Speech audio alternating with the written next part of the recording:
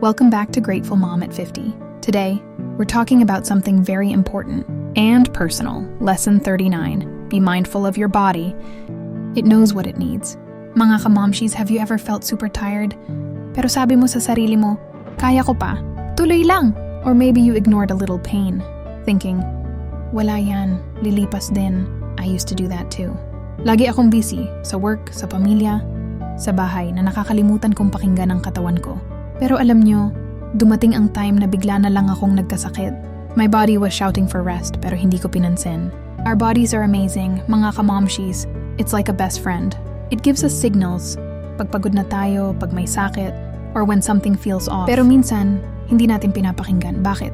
Kasi iniisip natin na kailangan unahin ng iba bago ang sarili. Pero eto ang natutunan ko, hindi natin maaalagaan ang pamilya natin kung hindi natin aalagaan ang sarili natin. Kapag sinabi ng katawan mong magpahinga, pahinga ka. Kapag nagugutom ka, kumain ka ng tama. Kapag kailangan ng tulog, huwag kang magpuyat. Listen to the little signs before they become big problems. Kapag maaga mong napansin, pwede mong maagapan. Pero kung tuloy-tuloy mong ipagpapaliban, baka mahirapan ka na sa huli. Mga momshies, pakinggan mo ang katawan mo. When you care for yourself, mas marami kang energy para sa mga mahal mo sa buhay. Always remember, self-care is not selfish. It's the most loving thing you can do for yourself and for the people who depend on you. Thank you for joining me today, and I hope you take this to heart. Until next time, mga kamomshies, stay healthy, stay grateful, and always listen to your body. Thank you and God bless.